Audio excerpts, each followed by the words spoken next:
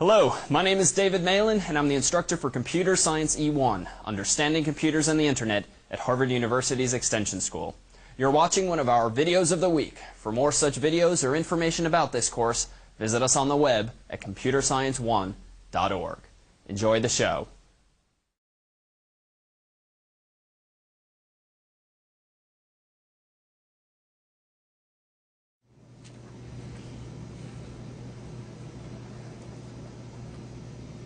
Hello, I'm Dan Armendariz, a TF for Computer Science E1. In today's video, we're going to be talking about registering a domain name. Now this may sound kind of cryptic, but really this makes a lot of sense. Let's say, for example, that I told you to go to a particular website, apple.com. Well, that's pretty easy. You can probably remember to do that because it's a word. But let's say instead that I made you go to 17.254.3.183. Well, go ahead and try that. Enter that into your browser and see what you get. That's one of Apple's servers. That'll lead you directly to apple.com. Okay, how about this one? 18.7.22.69. That's one of MIT's servers. So having a domain name masks the IP address, or that number that I was just telling you about. In this way, it might be easier for someone to remember your website. It also may give your website some character.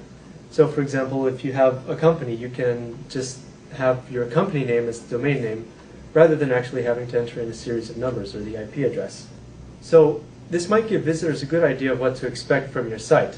For example, when you go to apple.com, well, I guess that's a terrible example. I guess I would expect to see apples. But how about google.com? Okay, that doesn't make a lot of sense either. Maybe Microsoft. Well, hopefully you know what Microsoft is, because now you know that it's a software company. You can go to their website and look up information on their products. So when you register a domain, sometimes registrars will also give you the option to host the website. There are two distinct steps required when getting yourself a website. First, you have to register a domain. This gives you basically a name on the internet so that someone can type in that address into their web browser and access your web page. The next one is actually finding a host. Now, a host will actually serve the web pages to you. Otherwise, when someone enters in that domain name that I just mentioned, they'll get a blank screen. It'll give you an error of some kind. So right now, we're just talking about registering a domain name.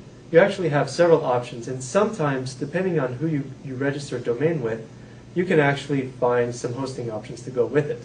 So that might make it an easier path for you. So there are a couple of domain registrars that we can take a look at. Let's see, right here we have one. This is GoDaddy.com.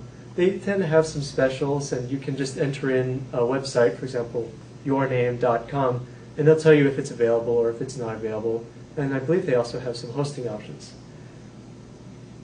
Here's another one here, networksolutions.com. It's basically the same thing. A third one, register.com. Now, you know what? I'm going to give you a little tip. You can also search for more if you go to the website 64.233.167.99. Go ahead and try it. I promise you won't mind that at all. So, how do you register? Well, okay, let's go ahead and go through some of the steps. Let's pick a site that I want to go to. For example, Dan's video of the week is really fun to watch.com. I know you will remember that because I certainly will. In this particular case, I'm just using register.com, but you can pick whatever domain registrar you want.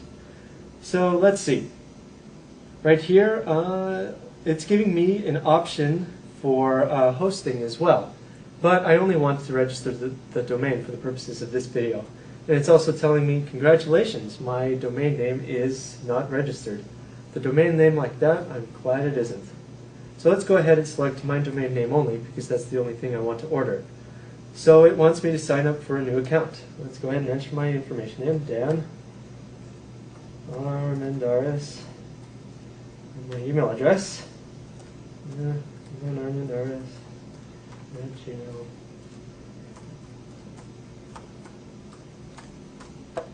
Continue. Okay. Now it's going to ask me several bits of information. whenever you register a domain, it has to have some contact information for you. So, okay, it has my email address. It needs my mailing address, so I'll go ahead and enter that in. Now, the city. Yep, that's Cambridge. No, that's the state. Oh, okay. Let's say, I like to be, I guess I'll be truthful. I'm from Massachusetts here. Okay. I'm from the United States. Enter in my phone number.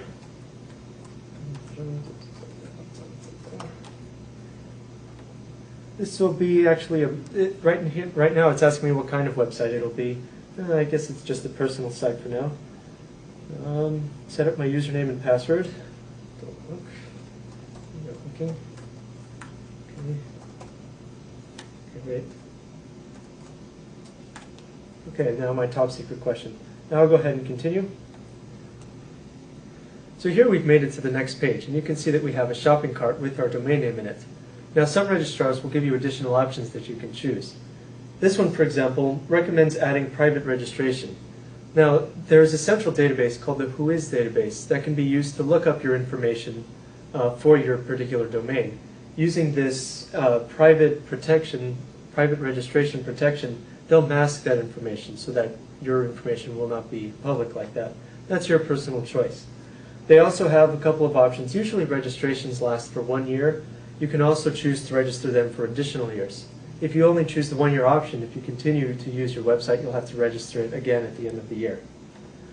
So I've gone ahead and selected the options that I want. I want to register my domain for 10 years, and I want to not use the private protection, so I'll go ahead and proceed to checkout. Now this particular registrar is actually somewhat expensive. It's $150 for 10 years of registration. That works out to, well, $15 every year. You may be able to find some better deals from some of the other websites I mentioned there. GoDaddy, Network Solutions, even Yahoo has some domain name registrations. So right now we're at the checkout bin, and this is where I enter in my credit card information and the like and be able to register the domain name. After I do this, they will send me an email, and after a couple of hours, my domain name will be registered and I can pick a host for it. Hope you'll join us next time. Have a good night.